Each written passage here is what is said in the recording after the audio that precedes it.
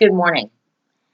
Today's show started out as a topic that was sent to me from my viewer, Peggy. Good to see you here, Peggy. I know you're going to be watching. And it has to do with the circle of hate, and that hate is actually taught. And we've talked about this before, but it kind of brought it all full circle compared when I thought about the shows I've been doing the last couple of weeks, the shows about religious discrimination, including discrimination against people who practice no religion at all, and the way that my husband was treated in a Christian, supposedly Christian church, and the way that people tend to insulate themselves by culture, tradition, and religion. That's what we're going to talk about. And as far as the cycle of hate goes, no child, and I've said this many times, is born with hate in their hearts. Children don't go to school the first day unless they hear it at home and think there's anything wrong with playing with a person of a different color. Or, a 4 or 5-year-old going to kindergarten doesn't ask, well, are you Greek Orthodox? Are you Catholic? Are you Jewish? They don't do that. Only adults do that. And the saddest thing is that adults are teaching our children, many times in Sunday schools, and of course around the dinner table. Our children are being taught hatred for anybody or anything that is different than they are, and not realizing the beauty of befriending someone who is different, of accepting something that is different, exploring the world. Because, see, that's not what it's about. It's about being insular, carrying on the traditions, brainwashing the children. And look, people think I bash certain religions. I talk about what I know. And yeah, I'm not fond of any religion that teaches young children, as I was taught as a young child, that their religion is the only one that counts. As a 10 and 11-year-old, I questioned that. Because what I understood was that Jesus was Jewish. I'm supposed to love Jesus, but I'm not allowed to marry a Jewish boy. That, the Jewish kids that I know and go to school with, they're going to hell. They are not saved. They're not good Christians. They're not good Greek Orthodox. And I have to ask myself, and maybe some of you who are my age and went to Sunday school in your churches were told the same thing. So I came home and I said to my mother, I never would dare ask my grandmother because I would have not gotten an answer. But I was very disappointed with the answer I got from my mother. I said, Mom, Jesus was Jewish. Why does the Sunday school teachers tell us that that our Jewish friends are not going to heaven and that I can't marry a Jewish boy someday? That's just the way it is, Paula. That's just the way it is. Well, see, to my even 10-year-old mind, that wasn't an answer. And that's when my questions started growing. And my refusal to accept just anything that was told to me from the pulpit in church or from Sunday school teachers who were being told what to teach us in Sunday school, that's when that stopped. Of course, I couldn't voice all of my questions. I just said, I don't want to go to Sunday school anymore. I don't like it. The kids are mean to me. I don't like any of the kids in my Sunday school class. They are not my friends. They don't want to be my friends. Why am I being taught this? I don't believe what they're telling me. They're telling me that Jews are bad, but that I should love Jesus, and Jesus was a Jew. I'm confused. Very confused. And I do get it. I get that when people come here from other countries, it is important to bring a little bit of the homeland with you. But not when what you are bringing is hate. When you are saying it's our way or no way, that you're not allowed to marry someone who isn't part of our culture And believe me, it's not just Greek Orthodox, although it's funny that we've been talking about immigration this week. And I do remember way, way, way back, a long time ago, my mother telling me a few stories of arranged marriages in the Greek Orthodox Church. Because, see, the main goal of a good Greek Orthodox family is that you marry a Greek Orthodox in the Greek Orthodox Church, you raise good Greek Orthodox babies, lots of them, as many as possible, and they grow up and marry good Greek Orthodox. So if you have girls, they marry good Greek boys. If you have boys, they marry a good Greek girl, and they have more Greek babies. And if you think about it, it makes sense. Of course, you don't want any culture or religion to die out because the young people are tired of it and they just walk away. But therein lies the problem. So anyway, back to the arranged marriages. There were some Gbs, they were called Gbs, Greek-born, some Greek boys who needed to get to America to start their new life, right? Immigrants. And they couldn't come unless they had a bride waiting for them. Guess where the brides came from? You got it, the Greek Orthodox Church. There were arranged marriages. The girl didn't get a choice. The boy didn't get a choice. They met. They were getting married so that the boy could come here and start his new life in America.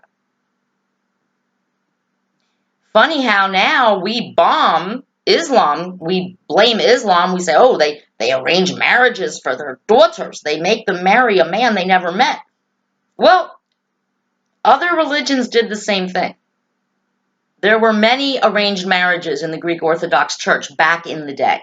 I'm not sure it happens anymore because the smarter, college-educated, young, new Greek Orthodox Christians wouldn't go for that.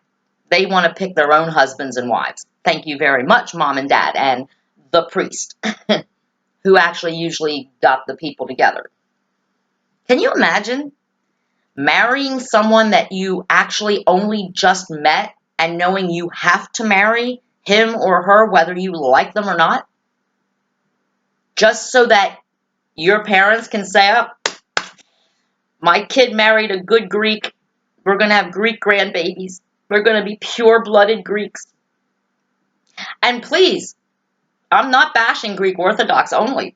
Trust me, there's plenty of room for the Jews. Yeah, don't forget the Jews, as my good friend Lisa Lampanelli would say. I love the Jewish faith. Actually, I have read more about the Jewish faith probably than I have about Christianity. And I think some of their traditions and their values are exceptionally fabulous.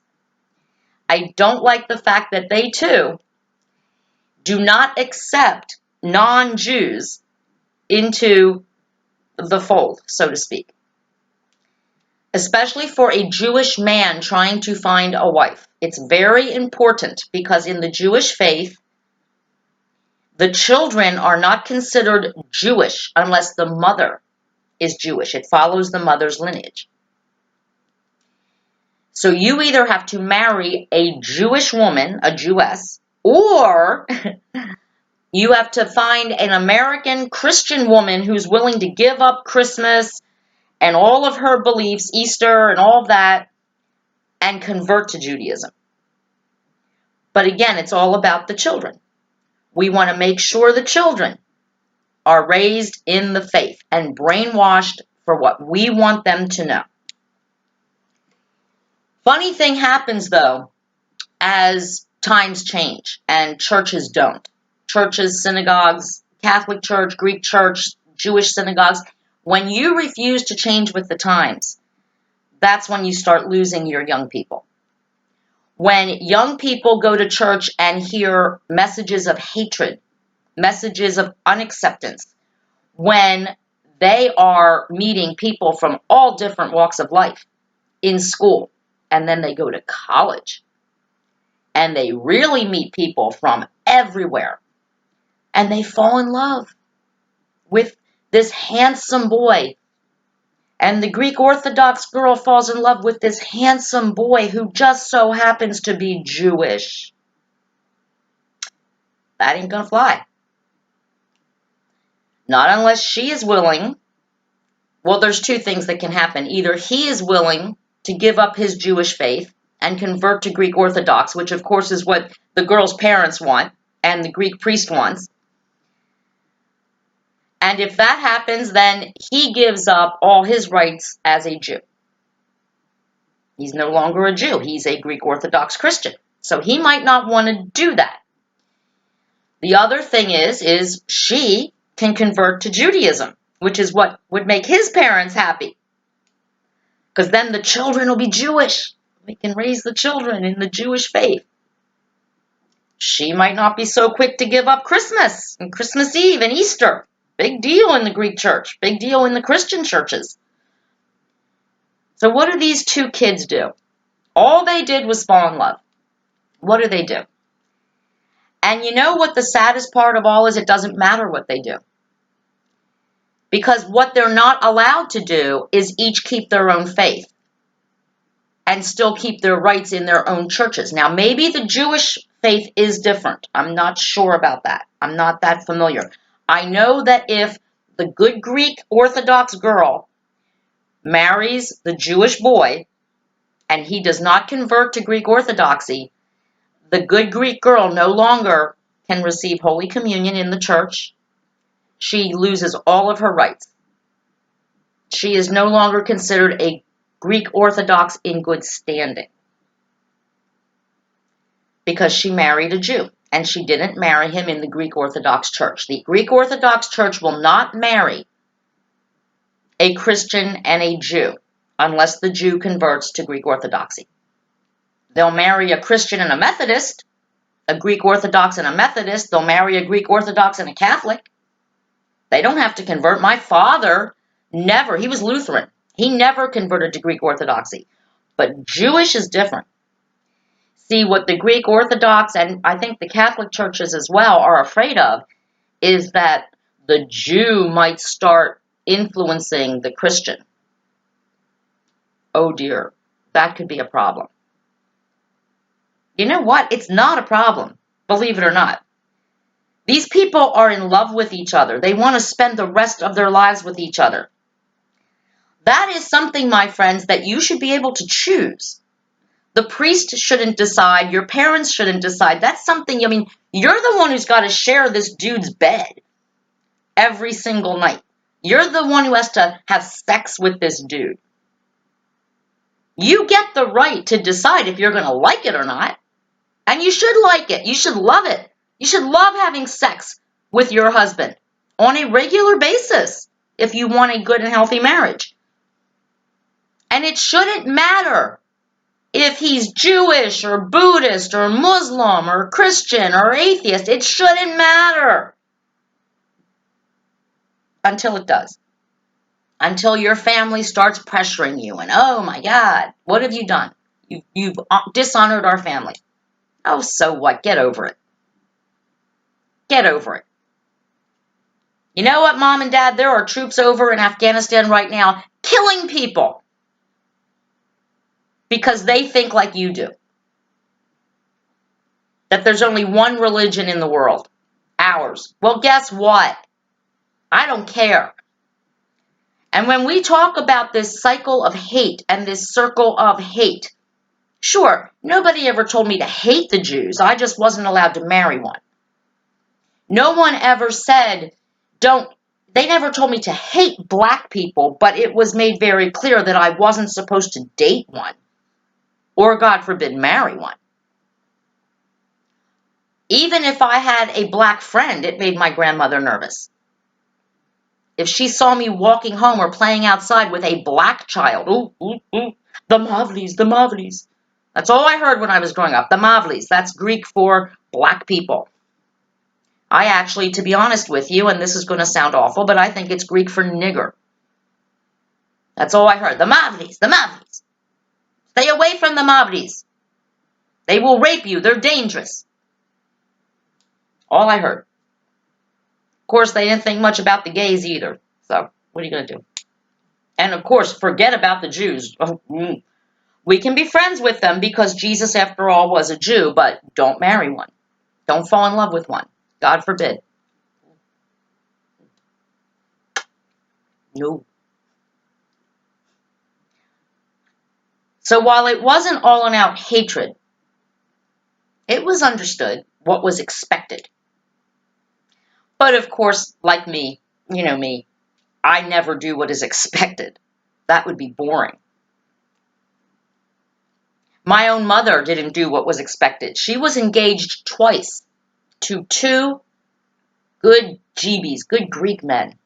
The mayor of this city of Lancaster came to one of her engagement parties. Yeah, she had two. And my mother broke them off. Why? Because she wasn't in love with these Greek boys. She fell in love with my daddy. Oh, that was fun. Little bit embarrassing when they had to return the engagement gifts, but at least my mother did return her engagement gifts. My husband and I have attended engagement parties where the engagement was called off and we didn't get our gift back. Imagine that. My husband and I have gotten to the point where when we go to weddings, we give them an IOU for their wedding gift. See, my husband and I have been we have been together for 20 years, and our marriage works because we actually love each other. And we didn't have a fancy party or a fancy wedding or a fancy anything, and we are still going strong. 20 years, man. 20 years. Yes, my family members who might see this and go, well, you weren't actually married 20 years. No, we weren't, but we started building our life 20 years ago. And we are proud of every second we've spent together. So what we do now is we say, okay, you're getting married today. 2 years from today, we will send you your gift. Because we've actually been to weddings, and we've been to big fat Greek weddings and great weddings where everybody's so happy. The bride or the groom converted to Greek Orthodoxy, and everybody's so happy. Yes, the children will be raised Greek, and in 2 years, they're on their second marriage. They're divorced. So this is why my husband and I now do IOUs at weddings. If you stay married for 2 years, we'll send you a gift. Otherwise, forget about it. We're just tired. We're tired. We go to the weddings, we're so happy, and then 2 years later, they're divorced. Some of them are already remarried in 2 years, for God's sake. And I'm not blaming anyone for that. That's how life works. But then don't sit and tell me how thrilled everybody is because, oh, everybody's going to be raising their kids Greek or everyone's going to be raising their kids Jewish, and then the marriages break up. Or, oh, yeah, we were so happy because they married a good Greek boy, and the good Greek boy turns out to be a son of a bitch. You know, this is not the 1930s or the 40s or the 50s anymore. This is 2017, and women, especially, are not going to be sold off to the highest bidder or enter into a marriage so some dude can get a green card and live their life miserable. Women now know we're strong. We don't have to live like that. And as far as this hatred, this exclusivity, yeah, you know, I love spanakopita. I love bastitso. I continue my Greek heritage through food. I cook great Greek food. I really do. It's delicious. My leg of lamb will melt your mouth. But I'm not going to the Greek Orthodox Church. I married an Italian / Puerto Rican / German Methodist. I married a Christian in a Christian ceremony, but that wasn't good enough for the Greek Orthodox Church. No, it wasn't. I'm not considered Greek Orthodox anymore unless my husband and I go there and let them remarry us for about $600. And we're not going to do that. We're not doing that. If I had children, and I don't, and maybe some people are right when they say I should have. This is how I feel about religion and children. There is a difference between culture and tradition and religion. If I had children, I would expose them to my Greek culture, the Greek music, which is fabulous, the Greek food, which is delicious. I would also expose them to my husband's culture, Italian, Puerto Rican. Oh my God, the pork, the arroz con amarillo. Oh my God, the amarillo rice, the arroz con condules. My Puerto Rican friends will understand what I'm saying right now. Beautiful, beautiful food. Of course, Italian. Yeah, good lasagna, good rigatoni, manicotti, mozzarella. Teach them how to pronounce everything properly. That's what I would teach my children about culture, of how they were born and who they were born to. My mother-in-law's wonderful recipes that she learned that are mostly Pennsylvania Dutch, her potato filling, her wonderful cranberry sauce. All of those things I would share with my children. What I would not share with my children is that one religion is the only religion. I would tell my children, we will read the Bible, but we will read my part of the Bible, not the part that some Sunday school teacher, based on what a religion or a priest says, needs to be taught. I'll read you my parts, the parts I think are important. And then I will also tell you some stories and introduce you to some of my Jewish friends, and they will tell you about their religion. I would want my children to be exposed to many different religions instead of being brainwashed and indoctrinated into one. And then when they become a certain age, they get to choose what they want to do. And I would have to accept, because this is what I taught them. I will be able to accept if they decide they want to be Greek Orthodox. Great, go for it. You know, mom and dad can't go to the Greek Orthodox church, but if you like that religion, go for it. We're not welcome there, but you would be. You got to convert. Make sure you do everything right, or they won't accept you. Or if you want to you meet a nice Jewish girl, you want to convert to Judaism, or you meet a nice Jewish boy, go for it. I will accept that. You want to choose to practice no religion at all. You say, I'm an atheist. I like science better. I'm all for that. But here's the one thing that will happen. All through my children's childhood, they go to school and they meet a black child. That child is welcome in our home. If they meet a Jewish child, that child also welcome in our home. If they meet a friend and says, well, Jeremy has 2 mommies. Well, that's fine. That's really nice. Why don't you invite him to your birthday party? He's always welcome in our home, as are his 2 mommies. I'd like to meet them. So-and-so doesn't have a daddy. Oh, that's very sad. So-and-so doesn't have a mommy. That's very sad too. Why don't you invite them over? We'd like to meet them. They are always welcome in your home. There is a child in school in a wheelchair.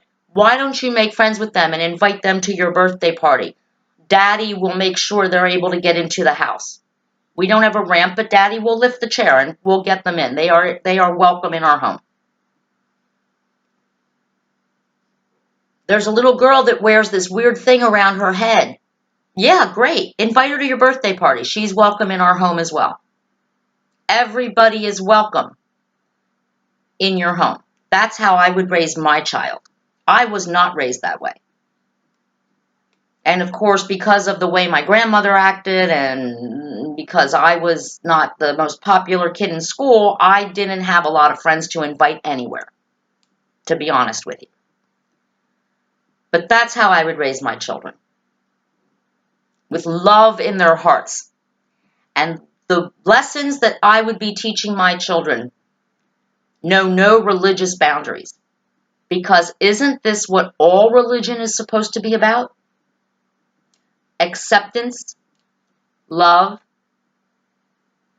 your heart, opening your heart to anybody, to everybody. And not worrying about where they go to church, if they go to church, who their parents are, how much money they have, how they dress, if they're fat, if they're thin, if they're black, if they're white, if they're yellow, if they're brown, if they're purple. They're human beings. They bleed red just like you. That's what I would tell my children. If they cut themselves, their blood is the same color as yours. It might even be the same blood type as yours. Their heart beats just like yours. They breathe the same air that you do. And for that very reason, they deserve respect, acceptance, and even if you don't like them too much for some kind of reason, maybe they were rude to you or they were mean to you, that doesn't give you an excuse to be rude or mean back or to label other people that look like them as they did. If they do bad to you and they happen to have brown skin, that doesn't mean everybody with brown skin is mean and rude. If someone in a wheelchair does something mean to you, it doesn't mean everyone in a wheelchair is evil. It just means you don't get along with that person, and that's okay too. But all I would want to tell my children if I had them is you must try. You must put yourself out there. And sometimes you may get hurt. But it's going to hurt a hell of a lot more if you give up a possible friendship that could have meant a hell of a lot to you. And on Friday, not tomorrow, on Friday, I am going to be doing a show all about friendship, true friendship, what it means, how much it can be such a blessing in your life, and also how much it can hurt when it doesn't work out. It's going to be a great show Friday. And tomorrow's show is going to be a show for parents and children. I know, I'm into the kids. I don't know why. I guess summer's coming. I get to meet, I have such great kid neighbors down at the Bay. I can't wait to see them and how they've grown over the winter. And so tomorrow is about children, and it's about keeping secrets. And it's going to be a really good show. And it came from another viewer. The idea came from the viewer. And then, again, it's going to be about the kids. So parents out there, please tune in. And I want to thank Peggy for bringing me this idea. I don't know if this is exactly what she had in mind, but I always try to, when I invite you into my living room, to make it kind of like we're having tea together and give you some personal experiences. So Peggy brought up the subject of being raised in a certain culture and then being afraid to be around people of different cultures. And I just took it from there and did this show. I hope you enjoyed it. And let's remember something that our dear friend Pastor Chris, the singing chaplain, always says, and now I say it more than I ever thought I would, is that love shows and grows. And when you're sitting around your table and your children are eating dinner with you, and remember, in a few years, they won't want to eat dinner with you. They'll be busy doing other things. Talk about love. Talk about new friends and making new friends and acceptance. Don't talk about hate. Don't talk about, the fucking Mavdi, the niggers, the spics, the Jews. Don't say that in front of your children. They don't know what you're talking about, and they don't know what is wrong with their brown friends and their Jewish friends and their friends that wear cute little scarves to cover their hair. They don't think there's anything wrong with that. Wow. What if those kids could grow up all of their lives thinking that? How different will our world look in 18 years? If you adults just shut your fucking mouths and stop teaching your kids to hate anything that's different than them, anyone who's different than them. Gosh, what a great world we would have to look forward to in 18 years. Political Paula, out.